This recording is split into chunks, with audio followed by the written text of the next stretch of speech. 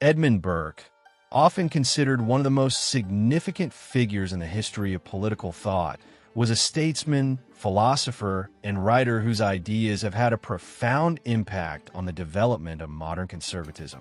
Born in 1729 in Dublin, Ireland, Burke's intellectual and political legacy continues to influence political thought today. His contributions, ranging from his criticism of the French Revolution to his advocacy for parliamentary reform, make him a central figure in the shaping of Western political tradition. This chapter aims to provide an overview of Burke's life and work, focusing on his key ideas and the historical context in which he lived.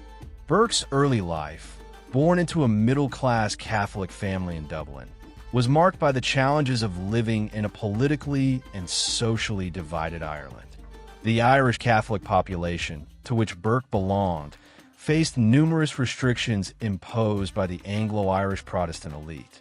These divisions played a significant role in shaping Burke's worldview, as he was keenly aware of the tensions between different social and political groups.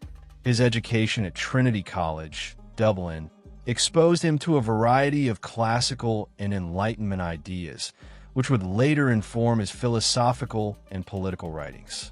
Despite his early exposure to the intellectual currents of the time, Burke's true political career would begin in England, where he moved in the early 1750s. Upon arriving in London, Burke began to forge relationships with some of the leading intellectuals of his time, including figures like David Hume and Samuel Johnson. It was during this period that Burke's writing career began to take shape, and he would eventually publish a series of works that would establish his reputation as a political thinker and writer.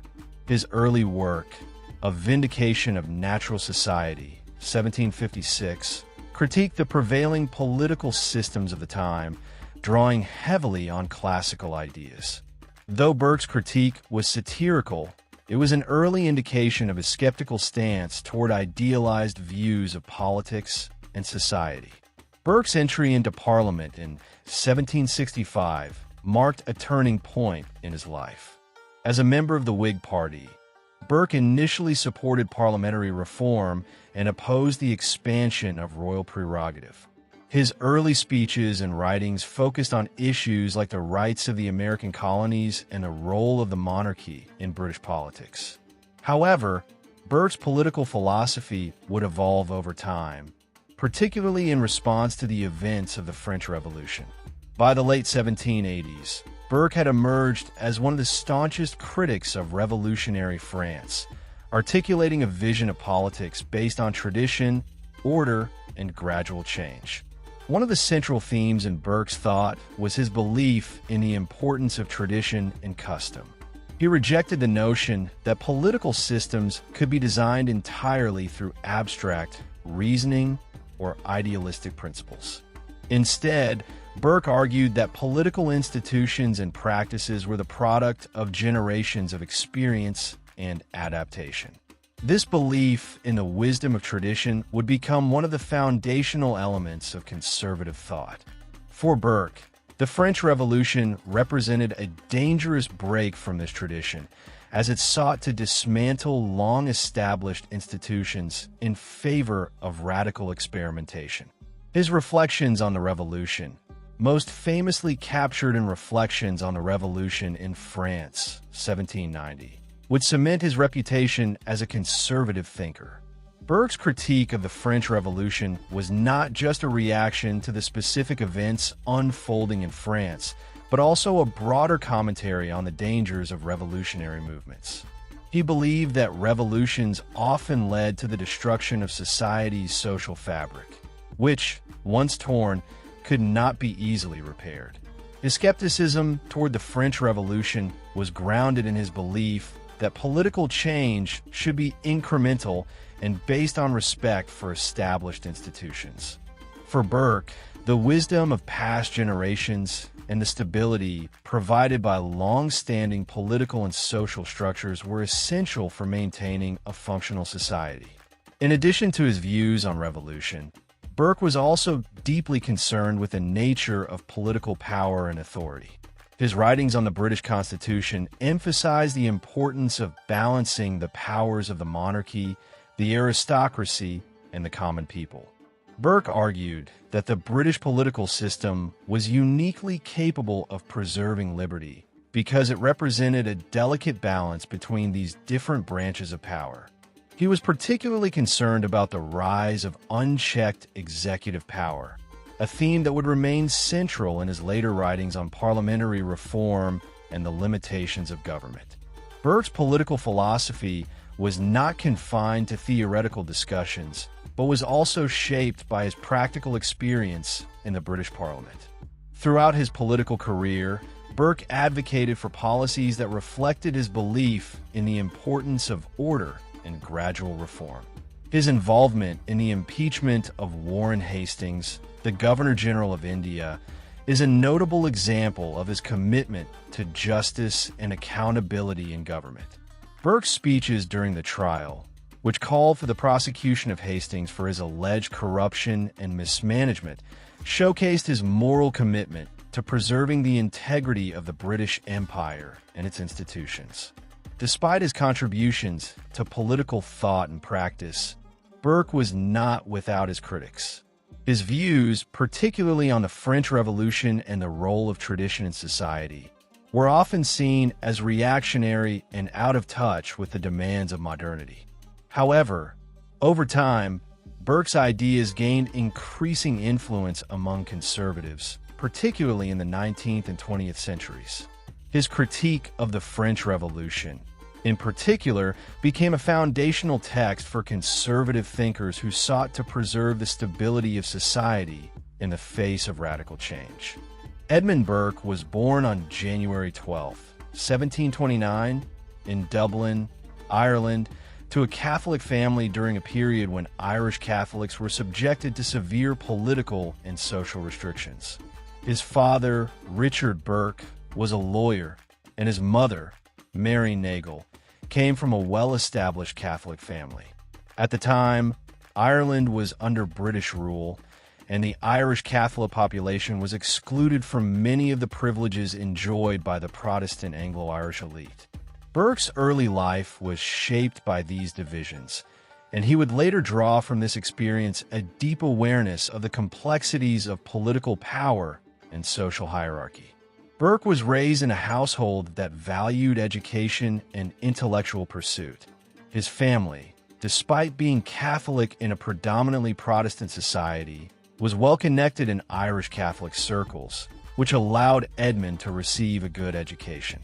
From a young age, he displayed a keen intellectual curiosity, and his family recognized his potential. He attended the local school in Ballator, a small village south of Dublin, where he was taught by the Quaker Abraham Shackleton. This school was known for its rigorous academic program, which emphasized classical languages and literature, and it played a pivotal role in shaping Burke's intellectual development. After completing his early education, Burke went on to study at Trinity College, Dublin, in 1744. At Trinity, he began to immerse himself in the classical education of the time, studying Greek, Latin, and philosophy. It was at this point that Burke began to develop a deep interest in political thought, as well as an appreciation for the works of classical philosophers such as Aristotle, Cicero, and Plato. However, his education was not confined to the classics alone. He also became acquainted with Enlightenment ideas, which were gaining popularity across Europe. Burke's years at Trinity were formative, not only because of the academic knowledge he acquired, but also because of the intellectual atmosphere in which he found himself. While Burke was intellectually curious, he was also politically astute. As a young student, he would have been keenly aware of the political unrest in Ireland, particularly the tensions between the Catholic population and the Protestant ruling class. The contrast between his own Catholic background and the Protestant-dominated society would later influence his political views, particularly his understanding of political representation and the balance of power between different social groups. It was during his time at Trinity College that Burke's intellectual path began to take shape. He developed a particular interest in rhetoric, the art of persuasion, which would later serve as a cornerstone of his political career. Burke was captivated by the power of language and its ability to shape public opinion. He understood that political discourse was not just about presenting facts, but about appealing to the emotions, values, and beliefs of the audience.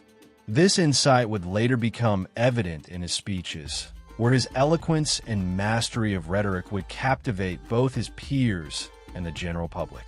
In 1748, Burke left Trinity College without completing a formal degree, a decision that was not uncommon at the time. Instead of pursuing a traditional academic career, he moved to London, where he sought to find his place in the intellectual and political world. In London, Burke's intellectual pursuits took a more pragmatic turn as he began to engage with the public sphere, contributing to various literary and philosophical publications. His early writings reflect his growing interest in social issues, particularly the role of government and the importance of moral philosophy in guiding political decisions. Burke's move to London was also influenced by the increasingly restrictive political environment in Ireland. At the time, Ireland was under the strict control of the British Crown, and Catholics faced numerous legal restrictions that hindered their ability to participate fully in society. In contrast, London presented more opportunities for intellectual and political engagement. Burke would spend the rest of his life in England, where his political ideas would begin to take form. The move to England also marked a shift in his identity from an Irish Catholic to a more cosmopolitan intellectual figure. During the early years in London, Burke's intellectual interests were varied, but he quickly became associated with the Whig political movement. The Whigs, who were generally sympathetic to the rights of the American colonies and the need for political reform, appealed to Burke's belief in liberty and the importance of individual rights. However, his relationship with the Whig Party would prove to be complex, as Burke's views evolved over time. His early involvement with the Whigs aligned with his belief in constitutional government, but as he grew older, his views became more conservative, particularly after his experiences with the French Revolution. Burke's time in London also saw the publication of his first major work, A Vindication of Natural Society, 1756. This satirical work, which critiqued the excessive idealism of philosophical thought, demonstrated Burke's early skepticism toward utopian political theories. While he was not yet fully aligned with the conservative views that would come to define his later career, the work revealed his growing concern with the gap between theoretical ideals and practical political realities. In this text, Burke questioned the notion that society could be reshaped according to abstract principles, a theme that would later become central to his critique of the French Revolution. Although A Vindication of Natural Society was a work of satire, it foreshadowed many of the ideas that Burke would develop in his later, more famous works.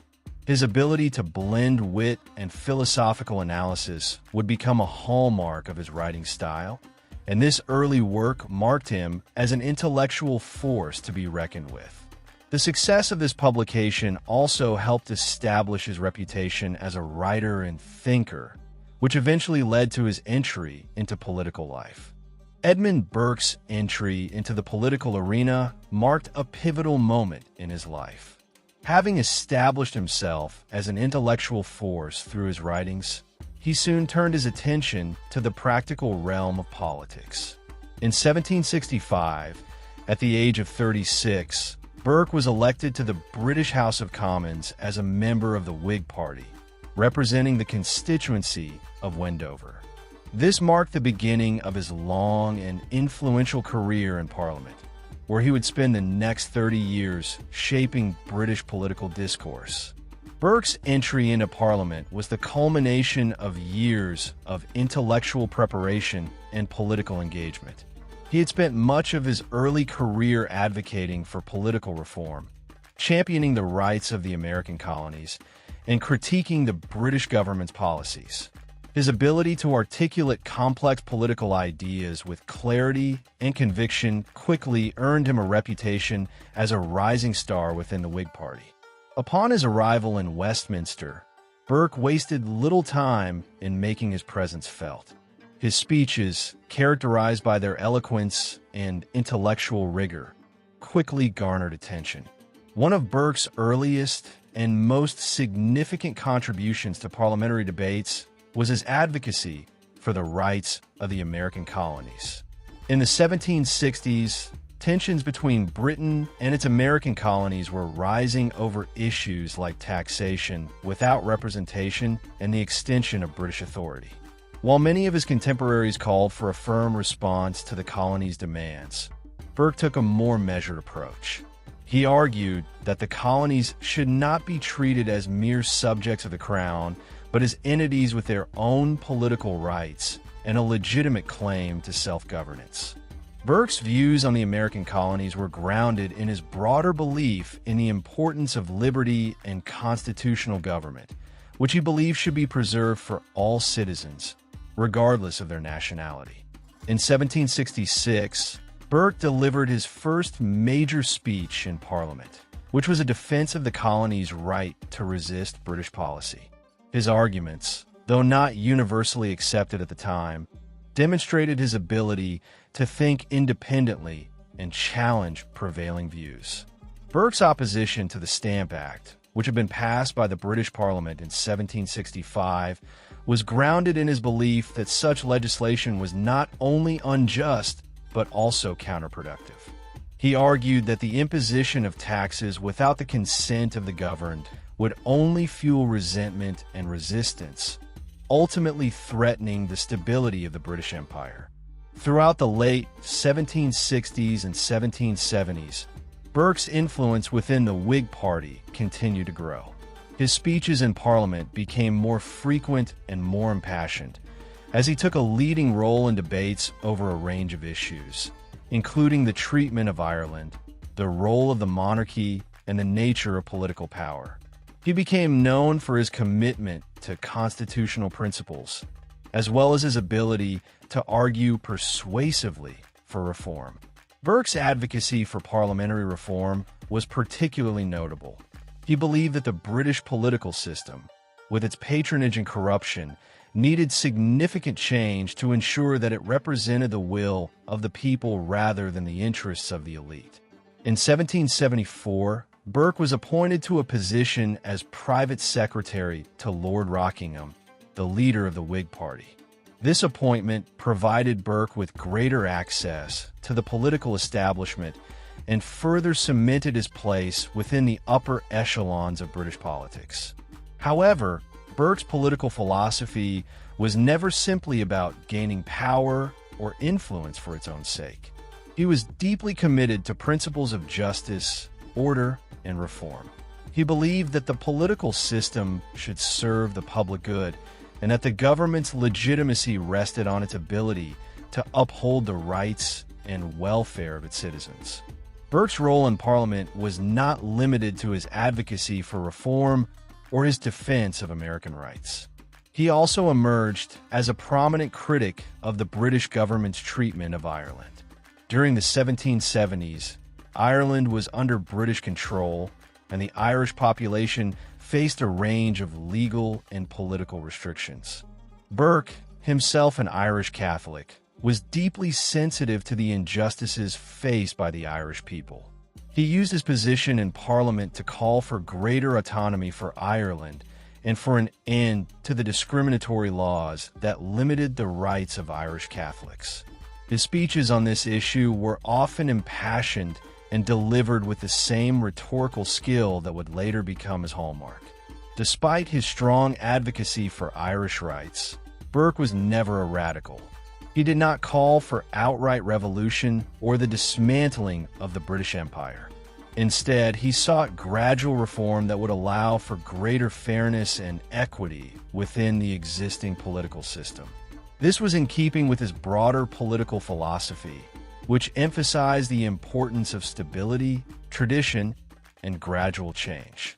Burke believed that any political system that relied too heavily on sudden or violent change was doomed to fail, as it would undermine the social and political fabric that held society together.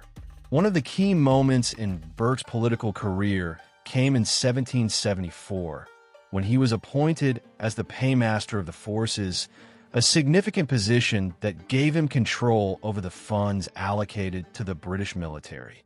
In this role, Burke was able to put his principles into practice, advocating for fiscal transparency and accountability.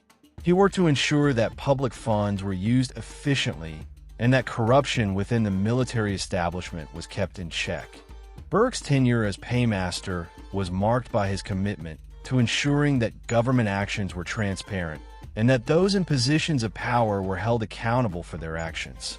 Throughout the 1770s and 1780s, Burke's political career continued to rise, and he became increasingly influential within the Whig Party. His speeches and writings on the American Revolution, the French Revolution, and other key issues of the day made him one of the most important political thinkers in Britain. His ability to blend intellectual rigor with practical political experience allowed him to influence public opinion and shape the political discourse of his time. By the late 1780s, Burke had emerged as a leading figure in British politics. His views on political reform, his defense of liberty, and his advocacy for gradual change had made him a central figure in the intellectual and political landscape of the time.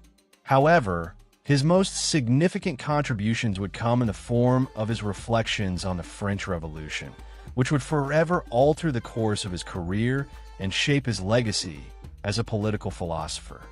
Edmund Burke's contributions to political thought were not just the products of his experiences in Parliament, but were deeply rooted in his philosophical worldview. At the heart of Burke's thinking was a belief in the importance of tradition, gradual change, and the preservation of established institutions. His views on politics, society, and government were not only shaped by the events of his time, but were also influenced by a broad spectrum of intellectual traditions, including classical philosophy, Enlightenment thought, and his own personal reflections on human nature. Burke's intellectual development was rooted in a deep respect for history and tradition. He believed that society and government were not artificial constructs designed by abstract reason, as some Enlightenment thinkers argued, but were the product of generations of experience. To Burke, the institutions, customs, and practices that had evolved over centuries represented the accumulated wisdom of society. Thus, any attempt to radically disrupt or replace these institutions was, in his view, inherently dangerous and likely to result in unintended consequences. This emphasis on the wisdom of the past would become one of the defining features of his political philosophy. One of Burke's central philosophical influences was the classical tradition, particularly the works of Aristotle and Cicero. From these thinkers, Burke inherited a view of politics as a moral endeavor, one that was not merely about the distribution of power or resources, but about the cultivation of virtue and the preservation of social harmony. For Burke, the political system was a means of fostering moral order and stability in society, and it was the role of the statesman to ensure that this order was maintained. This moral dimension of politics would remain a central concern throughout Burke's career, especially as he grappled with the political upheavals of his time. In addition to his classical influences, Burke was deeply engaged with the intellectual currents of the Enlightenment. However, his relationship with Enlightenment thought was complex. While he embraced many of the Enlightenment's ideas about liberty, individual rights, and the importance of reason, he was highly critical of its more radical and utopian strains. Burke believed that many Enlightenment thinkers, particularly those associated with the French Revolution, had a dangerously simplistic view of human nature.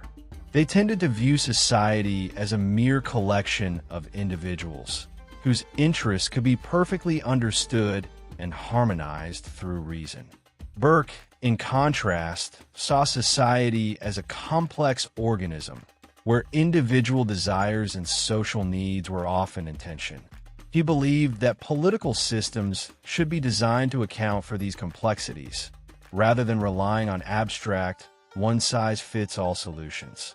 Another key aspect of Burke's ideological foundation was his belief in the importance of practical wisdom or phronesis. Unlike the purely abstract reasoning of some of his contemporaries, Burke believed that political decisions must be grounded in experience and guided by a deep understanding of human nature. For Burke, wisdom was not simply about knowing what the law stated or what the political theory prescribed, but about understanding the broader consequences of one's actions.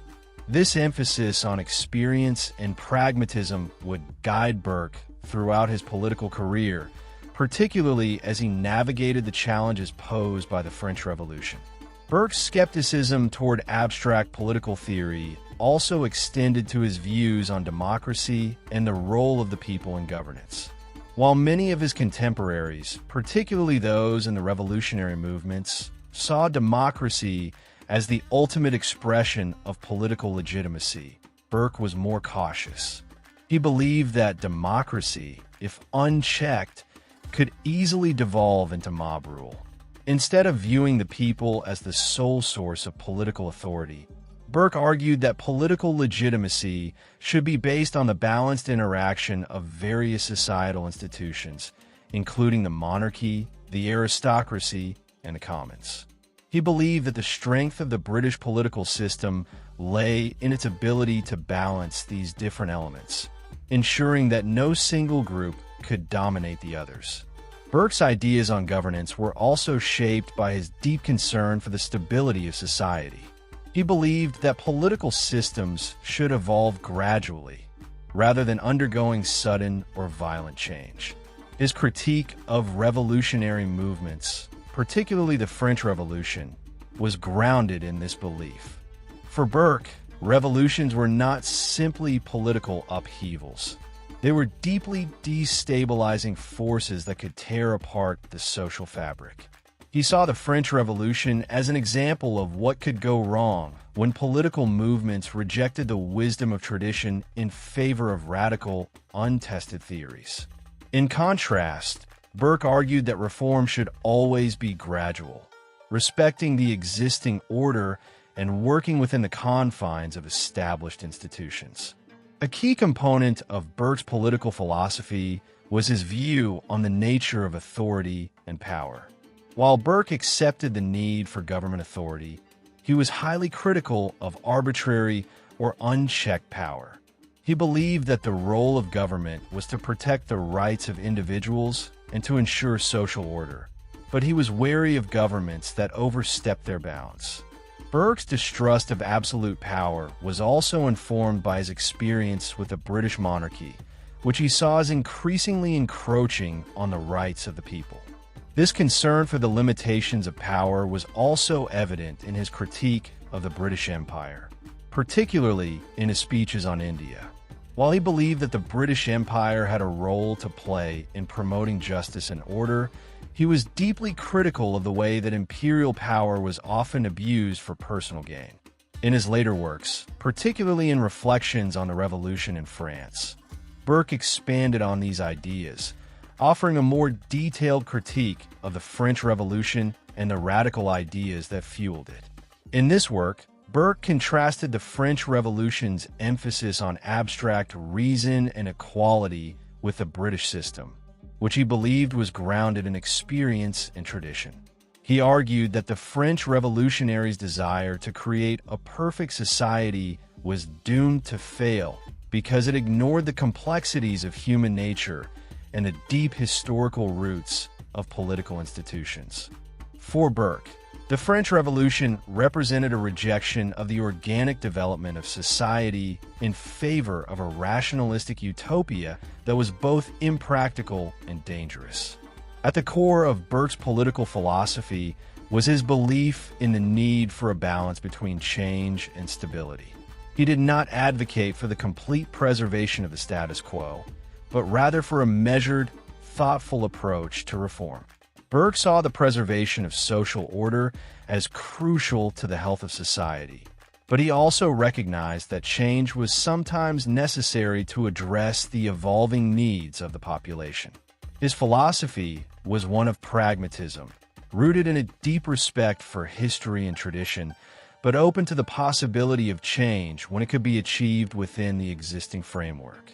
Among the most significant and enduring aspects of Edmund Burke's parliamentary career was his role in the impeachment of Warren Hastings, the former Governor-General of India.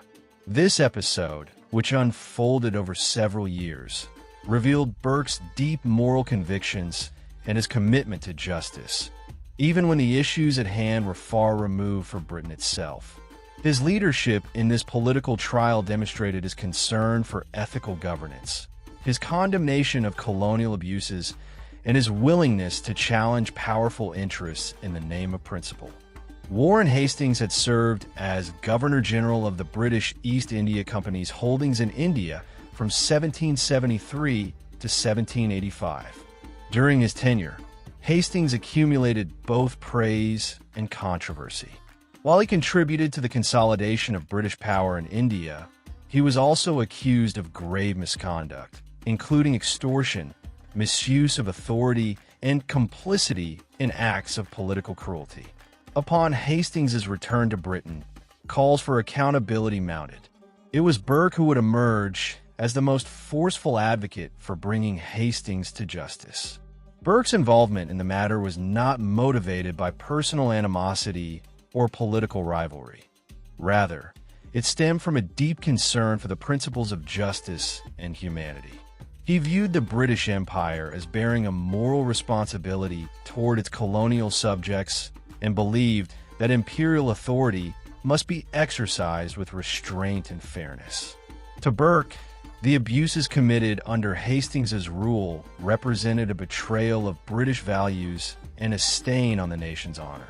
His speeches on the matter resounded with moral indignation, drawing attention to the suffering of the Indian people and the perversion of justice under colonial rule.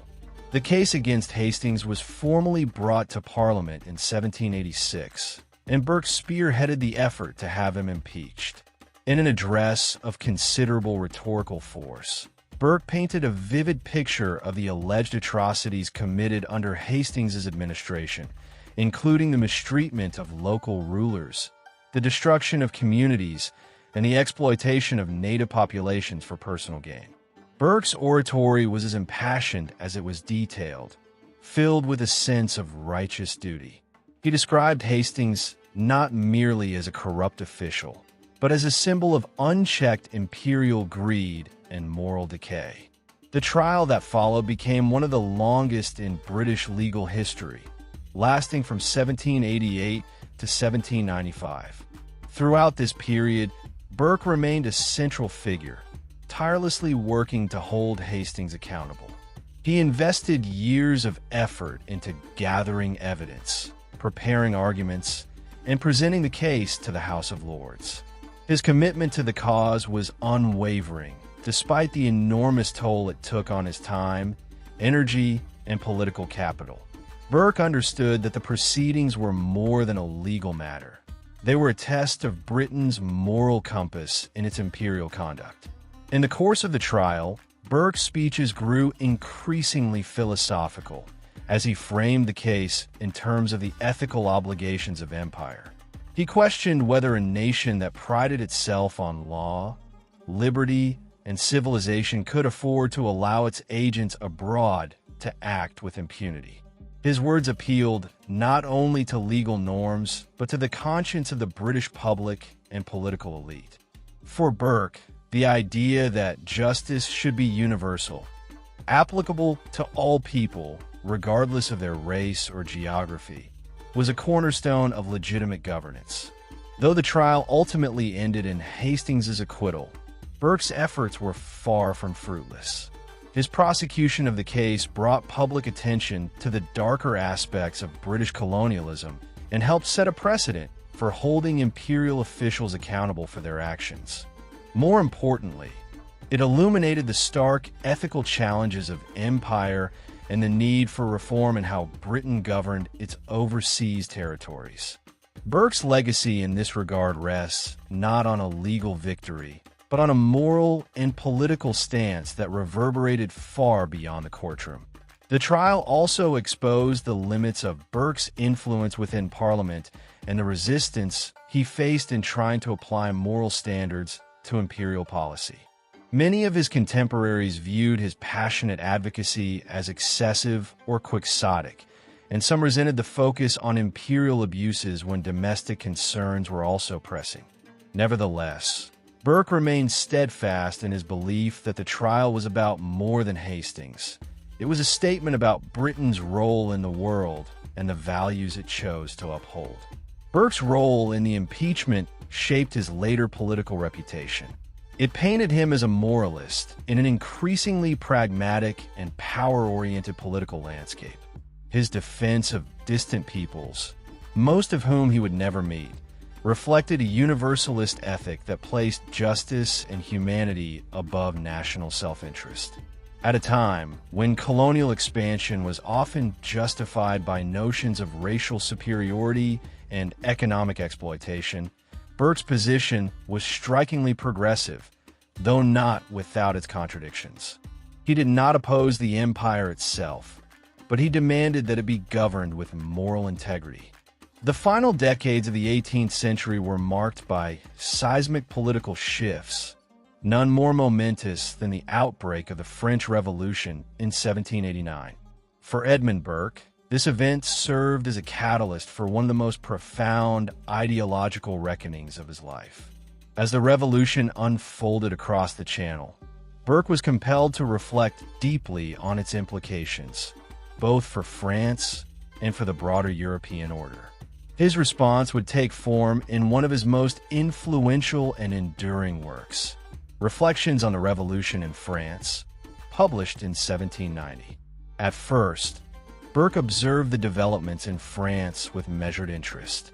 The early calls for constitutional reform and the curbing of royal authority echoed, in some ways, the principles he himself had supported in earlier struggles, such as the defense of American colonial rights. However, it quickly became apparent to him that the revolution in France was not a movement for measured reform, but a radical upheaval aimed at overturning the foundations of society itself. This realization disturbed Burke profoundly and prompted his swift intellectual opposition. What alarmed Burke was not simply the violence or the political instability, but the ideological fervor that accompanied the revolution. He perceived a new kind of political movement, one driven not by the pursuit of justice within the bounds of existing institutions, but by abstract theories of equality and liberty divorced from historical context. In Reflections, Burke argued that the revolutionaries had torn down centuries of carefully evolved tradition and replaced it with dangerous abstractions that ignored the complexities of human nature and society. The emotional tone of Burke's writing and Reflections reveals the depth of his anxiety. He lamented the collapse of the French monarchy and the aristocracy, not because he believed in their absolute power, but because he saw them as pillars of a broader social order. To Burke, these institutions embodied the accumulated wisdom and stability that kept society from descending into chaos. By dismantling them so violently and abruptly, the revolutionaries, in his eyes, had unleashed a force that could not be controlled. In vivid prose, Burke described the horrors he foresaw if revolutionary ideology spread beyond France. He warned that the breakdown of traditional authority and the rise of popular sovereignty based solely on mass enthusiasm could lead to tyranny, not freedom. His foresight was uncanny. Years later, France would indeed spiral into the reign of terror, confirming many of Burke's predictions. However, when he first voiced his concerns, he faced significant criticism. Many British reformers saw the French Revolution as a beacon of progress, and Burke's denunciation was considered by some to be reactionary and even paranoid. Burke's critique was not confined to the revolution itself. He also challenged the intellectual underpinnings that supported it. He accused Enlightenment thinkers, such as Rousseau, of constructing philosophical systems that failed to acknowledge the organic nature of society. In contrast to these theorists, Burke emphasized what he called the moral imagination, the ability to appreciate the inherited values, traditions, and social bonds that gave meaning to human life. To him, reason alone was insufficient. It had to be tempered by custom and sentiment. In Reflections, Burke also expressed a deeply felt reverence for the continuity of national institutions. He viewed the British constitutional monarchy as a model of stability and moderation, balancing power among the crown, the aristocracy, and the people. His contrast between the British system and the French upheaval served as a powerful warning to those in Britain who sought similar revolutionary change. Burke was particularly wary of Jacobin clubs and other groups he believed were trying to import the revolutionary spirit into Britain. The publication of Reflections provoked widespread debate and ignited what would become a defining ideological divide in British politics. Supporters of the French Revolution, including figures like Thomas Paine and Mary Wollstonecraft, issued fierce rebuttals. Paine's Rights of Man presented a counterargument grounded in natural rights and popular sovereignty. Burke, however, remained unmoved. He believed that his critics misunderstood the stakes, that they were trading the real, if imperfect, liberties of tradition for the seductive, but ultimately destructive promises of theoretical perfection. As the revolution in France grew more radical, with the execution of King Louis XVI and the rise of the Jacobin regime, Burke's warnings appeared ever more prescient. He redoubled his efforts to convince the British government and public of the dangers posed by revolutionary ideology. His later speeches called for greater vigilance and, eventually, for support of continental allies resisting the spread of revolution. Burke came to see the ideological contagion of revolutionary France as a threat not just to Britain, but to the entire civilized world. As the 1790s advanced, EDMUND Burke found himself increasingly estranged from many of his political allies and contemporaries. The ideological fervor unleashed by the French Revolution had transformed not only the politics of Europe, but the atmosphere within Britain itself. The Whig Party, with which Burke had long been associated, became deeply divided over how to respond to the events in France. Burke's firm stance against revolutionary ideals placed him at odds with several of his colleagues, leading to a growing sense of isolation in the twilight of his parliamentary career. Burke's relationship with Charles James Fox, once his closest political companion, was among the most notable casualties of this ideological rift. Their friendship had spanned decades, bound together by shared campaigns and mutual respect. But Fox's support for aspects of the French Revolution was anathema to Burke's principles. In a dramatic and emotional moment in Parliament in 1791, Burke declared their political separation, stating that their friendship was at an end. The scene shocked many and symbolized the widening chasm within the Whig Party between reformist and conservative factions. Increasingly, Burke saw the revolutionary movement not as a contained event, but as a kind of ideological plague spreading across Europe and threatening to infect Britain. This conviction intensified his rhetoric and made his position more rigid. He began to view even moderate reformers with suspicion, fearing they might unintentionally serve as conduits for radical change. This uncompromising stance led many to view Burke as a political reactionary, out of step with the mood of the time and unwilling to adapt to evolving public discourse. Despite his growing marginalization, Burke remained a formidable presence in Parliament. His speeches, though less frequent, retained their fire and moral urgency. He continued to warn of the dangers posed by revolutionary France, urging the British government to take stronger measures to protect national institutions. Burke was particularly vocal in his advocacy for a robust military response to the French threat. His calls for British involvement in the Continental Wars were framed not in strategic or economic terms, but as a defense of civilization itself. In 1794, as war with France intensified, Burke's son, Richard Burke Jr., was elected to Parliament with the hope that he would carry forward his father's political vision.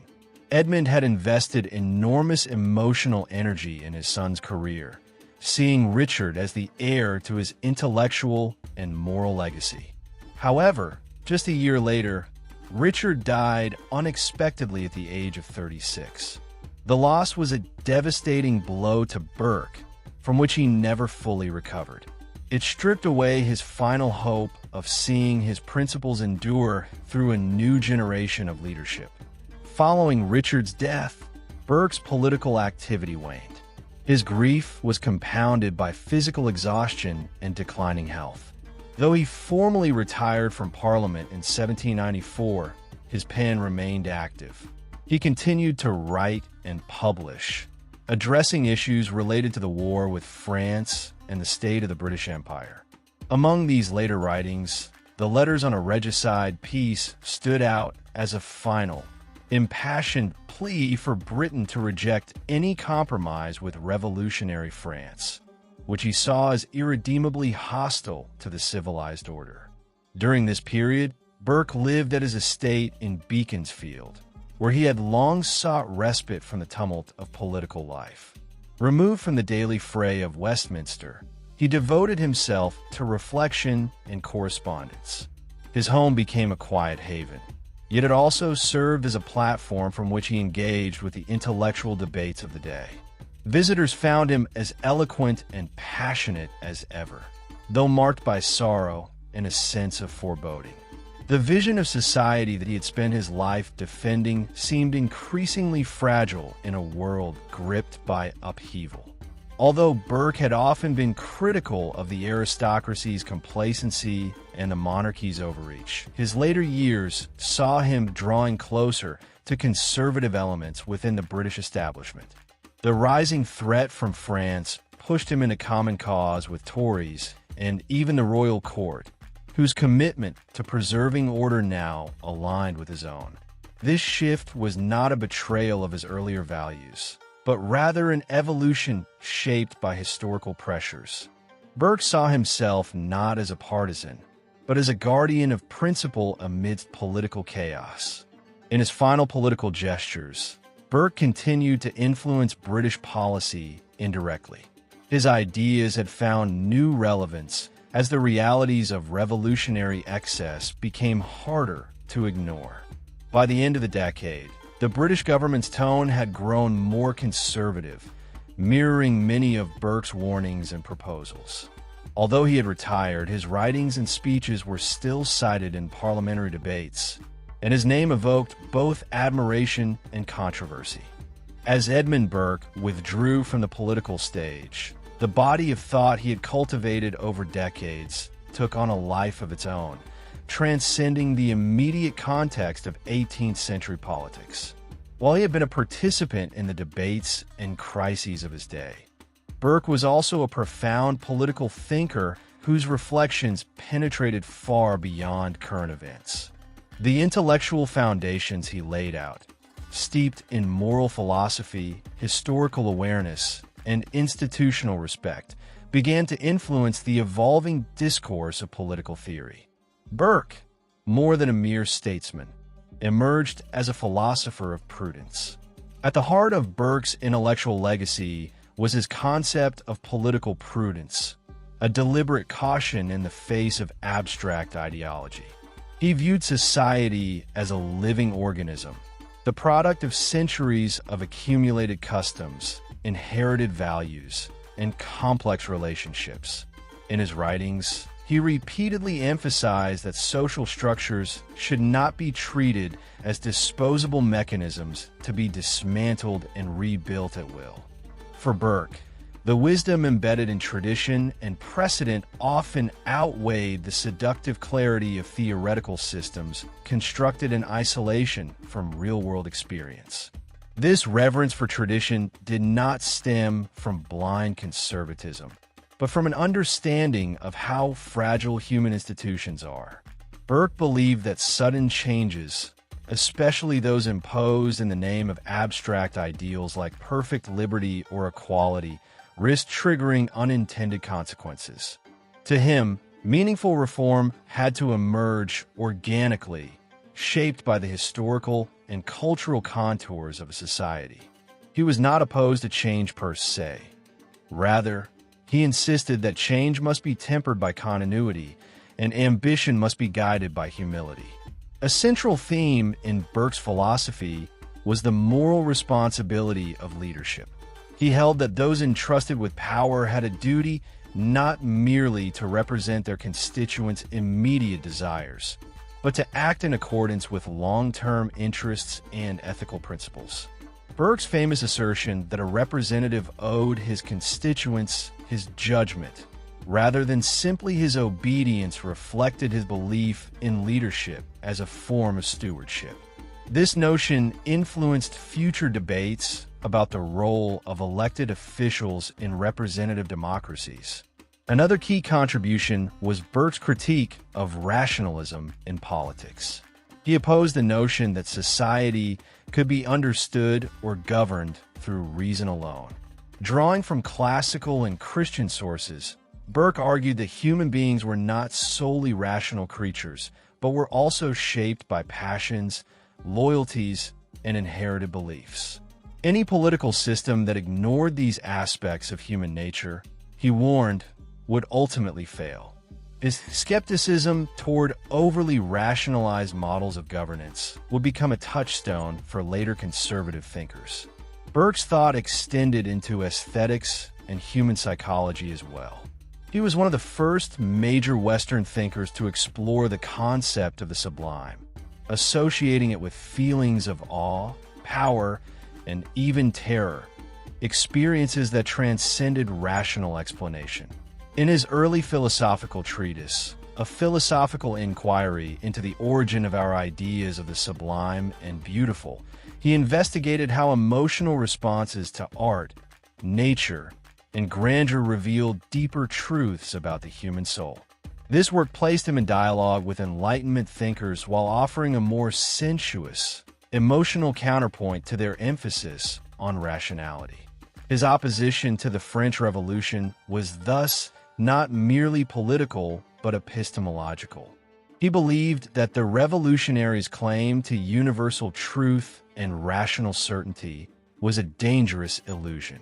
They were, in his view, attempting to re-engineer society with the same confidence a mathematician might bring to a geometric proof, forgetting that human life is not governed by such clean lines. Burke's caution against this armed doctrine of rational utopianism would echo through the centuries in warnings against ideological extremism. Long after his death, Burke's ideas began to crystallize into a distinct school of political thought. He became known as a foundational figure in modern conservatism, although his writings defy simple categorization. While he is often cited by conservatives for his emphasis on order and tradition, liberals have also drawn from his advocacy for justice, his defense of civil liberties, and his moral critique of empire. His complexity ensured that he remained relevant to multiple perspectives across the political spectrum. In academic circles, Burke's influence extended into historiography, ethics, and jurisprudence. His belief in the importance of historical context inspired later thinkers to consider the moral and cultural frameworks within which laws and societies develop. Legal theorists in particular found value in his argument that the legitimacy of institutions lies not only in abstract principles, but in their rootedness in a community's shared heritage and norms. As the 19th century advanced, Burke's stature grew. He was admired by thinkers such as Alexis de Tocqueville, Lord Acton, and John Stuart Mill, who recognized in Burke a rare fusion of moral clarity and political wisdom. His warnings against revolution, his championing of gradual reform, and his insistence on moral limits to political action became foundational principles for those seeking to navigate the tensions between liberty and order. Even today, as societies confront the challenges of polarization, cultural upheaval, and institutional fragility, Burke's voice continues to offer insight, a reminder that prudence, humility, and historical awareness are indispensable virtues in political life. As the 19th century unfolded and empires expanded, industrialized, and modernized, Edmund Burke's thought found renewed and varied interpretations across continents and ideologies. Although Burke never systematized his political philosophy in the manner of Enlightenment thinkers like Hobbes or Locke, his writings were fertile ground for adaptation. From political theorists in Europe to statesmen in emerging democracies, Burke's cautionary ideals and his emphasis on moral leadership found echoes in the evolving political consciousness of multiple societies. In the newly forming American political landscape, Burke's influence was complex and often paradoxical. While he had been a vocal supporter of the American colonies' grievances against British overreach, he had not endorsed their push for independence. Nonetheless, American thinkers, particularly those who sought to balance liberty with institutional stability, drew heavily from his insistence on ordered freedom and the value of inherited legal structures. Federalists like Alexander Hamilton and John Adams appreciated Burke's wariness of popular passions and saw in his work a justification for strong, durable institutions anchored in the past.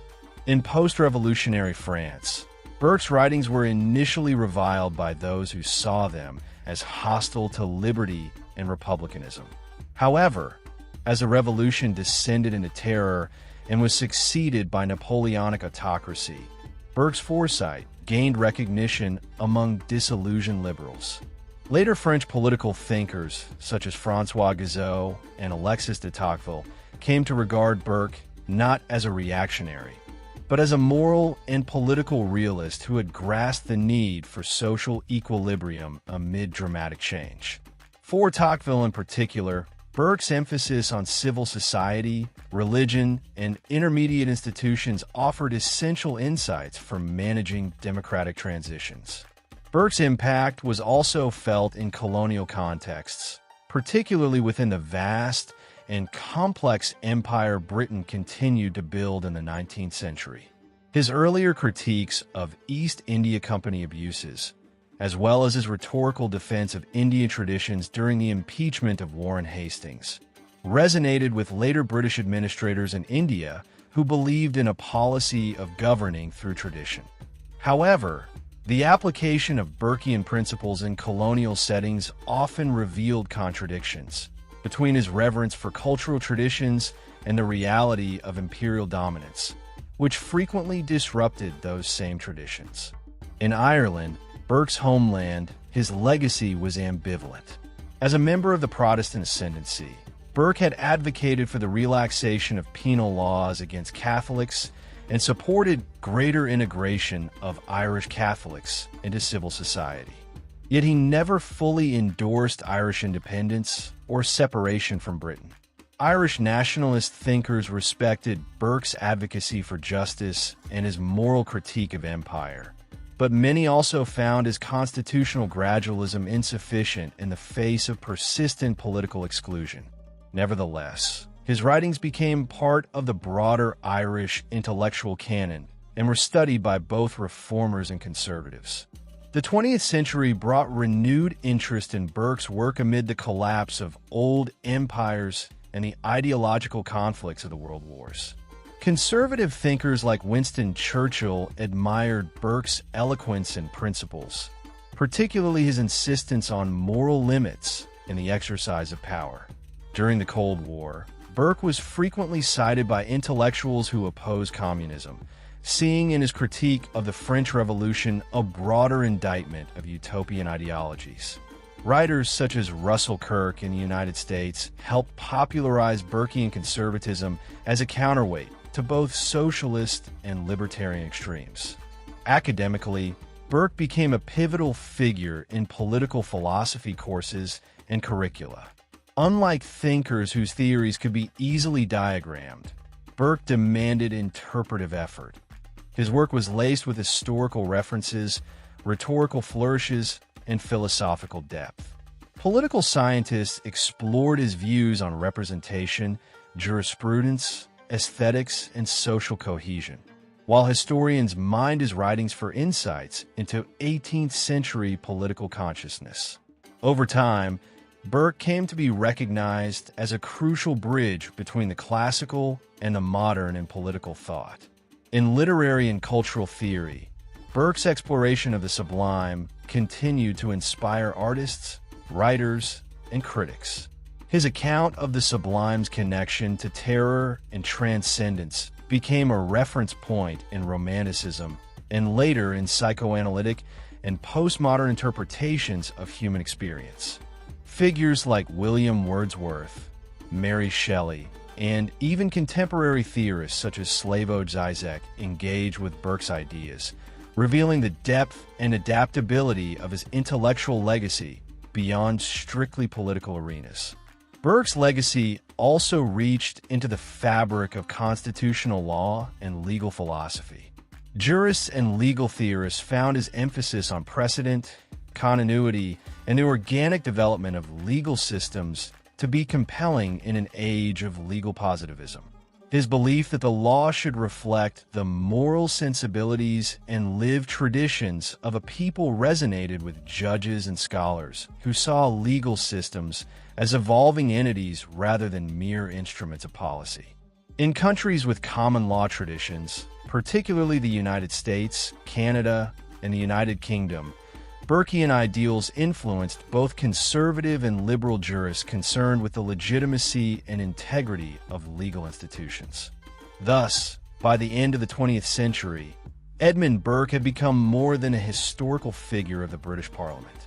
He had evolved into a global reference point, a thinker whose ideas were summoned in debates ranging from constitutional design to cultural criticism, from international relations to artistic expression. His ability to speak across time and context lay not in rigid doctrines, but in the enduring relevance of his questions. How should societies change? What is the role of tradition? What are the moral responsibilities of power? In raising these issues with passion, humility, and eloquence, Burke secured a place not only in the annals of political history, but in the deeper conversation of civilization itself. In the 21st century, Edmund Burke's intellectual legacy persists not merely as a matter of historical interest, but as a living body of thought invoked in response to the challenges of modernity. Across political and cultural spectrums, Burke's voice continues to resonate amid the global turbulence of ideological extremism, institutional fragility, and social upheaval.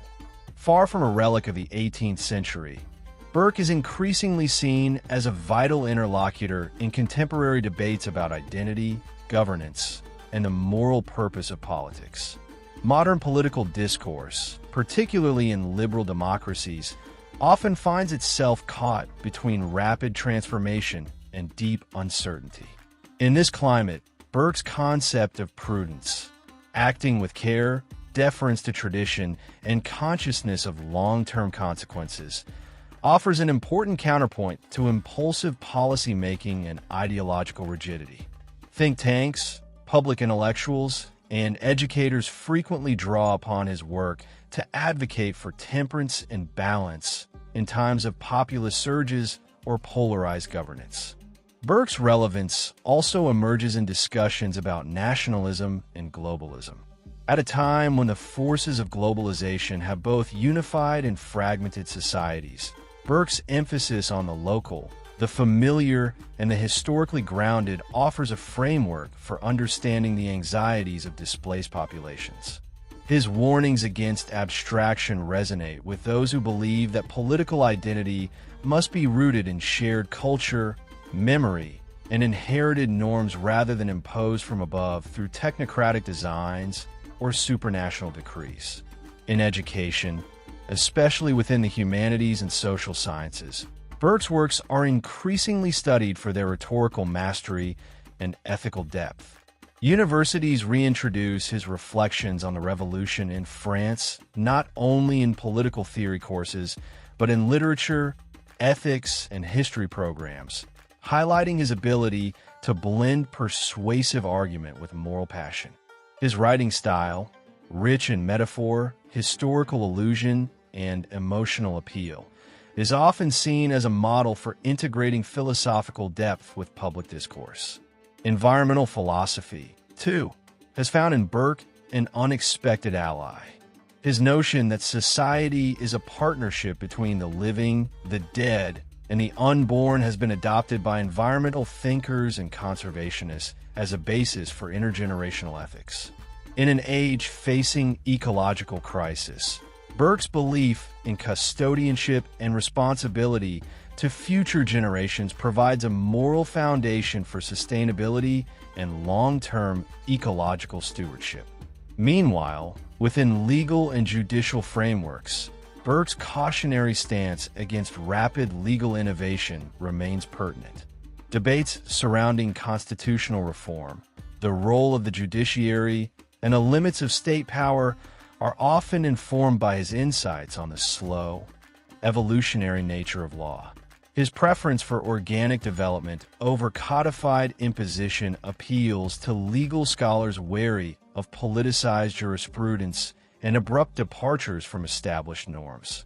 In the realm of technology and digital culture, Burke's relevance takes a subtler but no less significant form.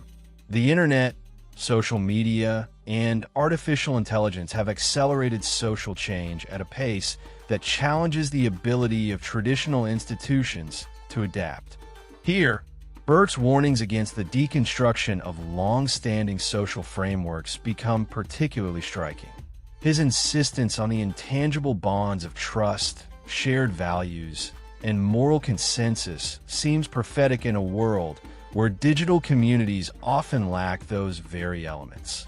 Amid ongoing cultural wars and debates over collective memory, Burke's defense of inherited tradition, symbols, and institutions provokes both admiration and critique. While some interpret his reverence for the past as a call to preserve national heritage and cultural identity, others question how these traditions should evolve in inclusive and pluralistic societies. Yet even critics acknowledge the richness of Burke's framework, which demands that change be thoughtful, historically informed, and ethically serious rather than impulsive or reactionary. Burke has also found unexpected relevance in movements for social justice that emphasize moral accountability, ethical governance, and the need for empathetic leadership. Although he is often claimed by conservative thinkers, Burke's passionate advocacy for the oppressed, most notably in his denunciations of colonial abuses and arbitrary power, has been reclaimed by progressive voices seeking a language of reform that avoids both radicalism and complacency. Ultimately, Burke's enduring influence lies in his ability to defy simplistic categorization.